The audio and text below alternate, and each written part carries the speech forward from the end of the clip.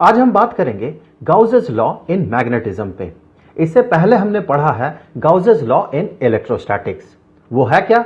वो है closed surface integral of electric field is equal to the charge enclosed by that closed surface divided by the absolute permittivity of the medium, जिस medium में उस charge को रखा गया है।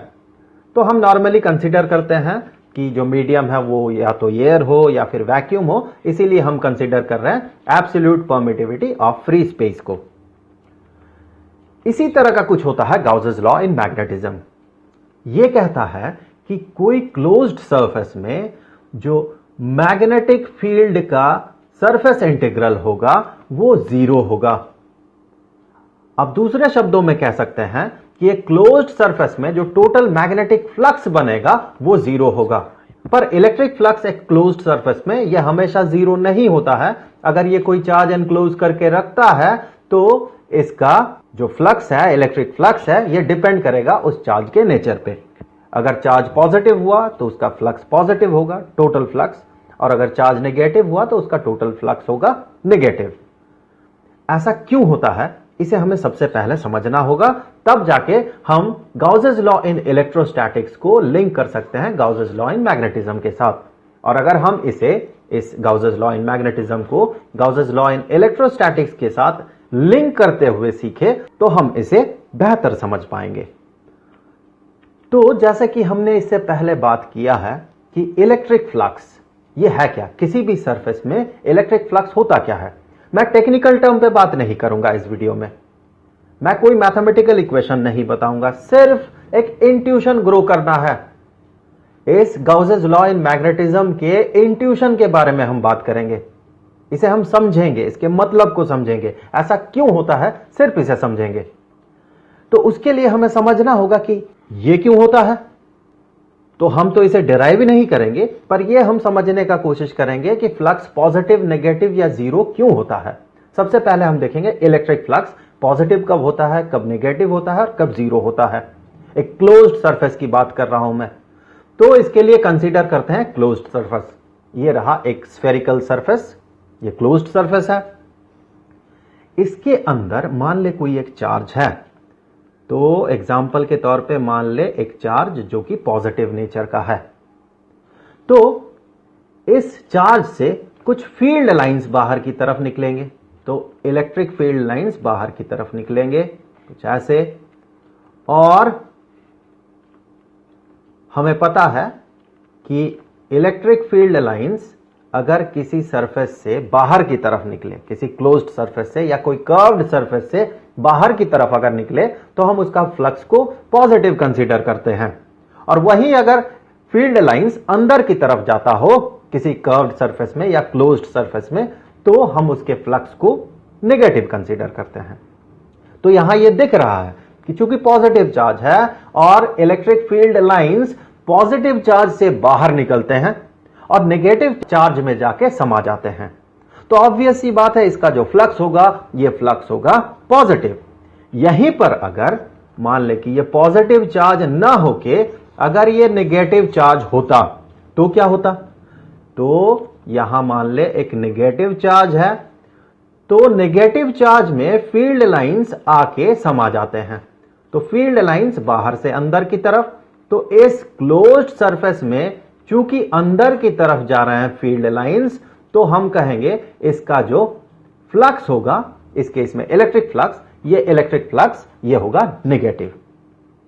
यहीं पर अगर मान ले कि ये क्लोज्ड सरफेस कोई भी चार्ज को एनक्लोज करके ना रखे, पर इसके आसपास कुछ चार्जेस हों। फॉर एग्जांपल यहां पर एक पॉजिटिव चार्ज है और यहां पर एक नेगेटिव चार्ज है, तो देखिए इलेक्ट्रिक फील्ड लाइंस को इस पॉजिटिव चार्ज से बाहर निकलना होगा।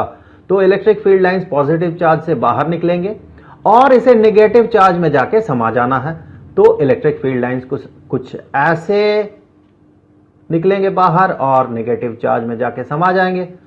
तो चूंकि देखिए ये जो क्लोज्ड सरफेस है इसके अंदर कोई चार्ज नहीं है, तो इस पॉजिटिव चार्ज से फील्ड लाइन अगर बाहर निकलता है और वो अगर इस क्लोज्ड सरफेस को क्रॉस करता है कहीं पर भी, ये यहां पर क्रॉस कर रहा है इस क्लोज्ड सरफेस को। तो चूंकि इलेक्ट्रिक फील्ड लाइन को निकलने के बाद एक नेगेटिव चार्ज में जाके समाना ही है, तो ये आगे चल के इस नेगेटिव चार्ज में जाके समाएगा या फिर किसी भी एक नेगेटिव चार्ज में जाके समाएगा। अब इसके अंदर तो कोई नेगेटिव चार्ज है नहीं, कुछ भी अगर नेगेटिव चार्ज है वो तो बाहर है, तो इसे इस सरफेस को भेद करते हुए, इसे क्रॉस करते हुए इस नेगेटिव चार्ज में समाना है। अर्थात जितने फील्ड लाइंस अंदर की तरफ जाएंगे उतने ही फील्ड लाइंस बाहर की तरफ निकलेंगे, अगर अंदर नेगेटिव चार्ज नहीं हुआ तो। लेकिन अगर यहां पर नेगेटिव चार्ज होता तो कुछ फील्ड लाइंस पॉजिटिव चार्ज से निकल के इस नेगेटिव चार्ज में समा जाते। तो number of field lines entering, अब number of field lines exiting, ये दोनों बराबर नहीं होते। तो यहां पर एक इलेक्ट्रिक फ्लक्स क्रिएट होता इस सरफेस में, और वो इलेक्ट्रिक फ्लक्स होता नेगेटिव, क्योंकि देखिए ज्यादा इलेक्ट्रिक फील्ड लाइंस अंदर की तरफ जा रहे हैं और कम बाहर की तरफ निकल रहे हैं। और ये नेगेटिव क्यों हुआ? क्योंकि अंदर एक नेगेटिव चार्ज है।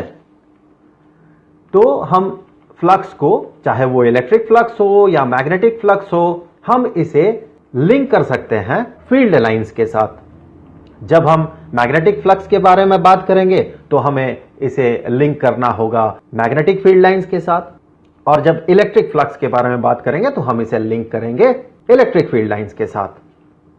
तो आप समझ ही गए होंगे कि इलेक्ट्रिक फ्लक्स पॉजिटिव क्यों होता है, क्यों नेगेटिव होता है और क्यों जीरो होता है, और वो इस चार्ज के नेचर पे क्यों डिपेंड करता है। अब देखिए, मैग्नेटिक फ्लक्स किसी एक क्लोज्ड सरफेस में हमेशा जीरो क्यों होगा? इसके लिए आपको समझना होगा मैग्नेटिक फील्ड लाइंस का नेचर। मैं बहुत ही सिंपल एक एग्जांपल लूंगा एक मैग्नेट का। तो ये मान ले एक मैग्नेट है जिसका कि ये नॉर्थ पोल है यहां पर, और ये है साउथ पोल। तो फील्ड लाइंस को नॉर्थ पोल से बाहर निकलना होता है, तो ये नॉर्थ पोल से बाहर निकला और ये साउथ पोल में जाके समा जाता है अंदर। तो ये तो हम मैग्नेट की बाहर की बात कर रहे हैं, लेकिन मैग्नेट के अंदर यही फील्ड लाइन सीधा आगे बढ़ते हुए ये एक क्लोज्ड लूप बनाता है। सो फील्ड लाइंस बाहर तो दिखेगा कि नॉर्थ पोल से निकला है और साउथ पोल में जाके समा गया है, लेकिन मैग्नेट के अंदर वही फील्ड लाइन आगे बढ़ते हुए एक क्लोज्ड लूप बनाता है। क्योंकि मैग्नेटिक फील्ड क्रिएट होने का फंडामेंटल ही कुछ अलग है। वो है कि अगर कहीं पर करंट का फ्लो हो किसी वायर से, तो मान ले ये करंट का फ्लो हो रहा है यहां से, तो मैग्नेटिक फील्ड लाइंस इसके आसपास बनते हैं कुछ ऐसे, और ये क्लोज्ड लूप होते हैं, ये जाके सीधे एक क्लोज्ड लूप बनाता है। तो हमेशा मैग्नेटिक फील्ड लाइंस जो है ये क्लोज्ड लूप बनाते हैं। तो इससे आगे हम कह सकते हैं कि चूंकि मैग्नेटिक फील्ड लाइंस ये क्लोज्ड लूप होते हैं, तो अगर किसी फील्ड लाइन को मैं एक पॉइंट से ड्रॉ करना शुरू करता हूं, तो मैं अगर यहां से ड्रॉ करना इसे शुरू करता हूं और ये आगे बढ़ता है फील्ड लाइन, और इसको समाना कहां है? इसी पॉइंट में जाके इसको समाना है। तो ये आगे बढ़ते हुए अगर इसे भेद किया, अगर इसे क्रॉस करता है इस सरफेस को, तो चूंकि इसे उस पॉइंट तक पहुंचना ही है, तो ये आगे चल के भी इस क्लोज्ड सरफेस को क्रॉस करेगा। और मान ले एक मैग्नेटिक फील्ड लाइन इस पॉइंट से क्रिएट हुआ और आगे बढ़ते गया और इसी पॉइंट में आके समा गया, लेकिन ये इस सरफेस को क्रॉस नहीं किया, तो फिर फ्लक्स बनने का तो कोई सवाल ही पैदा नहीं होता है। क्योंकि मैग्नेटिक फ्लक्स तभी बनेगा ना इस सरफेस पे जब ये फील्ड लाइन उस सरफेस को क्रॉस करेगा। अब इसने क्रॉस नहीं किया तो फिर ये तो फ्लक्स बनाएगा ही नहीं, फ्लक्स तो जीरो बनाएगा। और पिछला वाला जो मैग्नेटिक फील्ड लाइन था जो कि इस पॉइंट में इस क्लोज्ड सरफेस को क्रॉस करके बाहर निकल रहा था, उसे आगे चल के इसे क्रॉस करके अंदर तो जाना ही है। तो इस पॉइंट में अगर ये पॉजिटिव फ्लक्स बनाएगा तो इस पॉइंट में ये नेगेटिव फ्लक्स बनाएगा, तो नेट फ्लक्स जो होगा मैग्नेटिक फ्लक्स ये हमेशा जीरो होगा। तो किसी भी क्लोज्ड सरफेस में मैग्नेटिक फ्लक्स जो है वो जीरो होता है। लेकिन सरफेस अगर ओपन सरफेस हुआ, तो मान ले कि ये रहा वो सरफेस, ये एक ओपन सरफेस है और मैग्नेटिक फील्ड लाइंस कहीं से क्रिएट हुआ यहां से और इसे इस पॉइंट में क्रॉस करते हुए बाहर निकला, लेकिन उस पॉइंट पे पहुंचने के लिए ये कोई जरूरी नहीं है कि इस सरफेस को ये फिर से क्रॉस करे। तो इस केस में आप मैग्नेटिक फ्लक्स को जीरो नहीं कह सकते हैं, टोटल मैग्नेटिक फ्लक्स को, इस सरफेस में बना हुआ मैग्नेटिक फ्लक्स को। लेकिन अगर सरफेस क्लोज्ड सरफेस हुआ तो हमेशा जो मैग्नेटिक फ्लक्स होगा ये जीरो होगा। यही है गाउसेस लॉ इन मैग्नेटिज्म।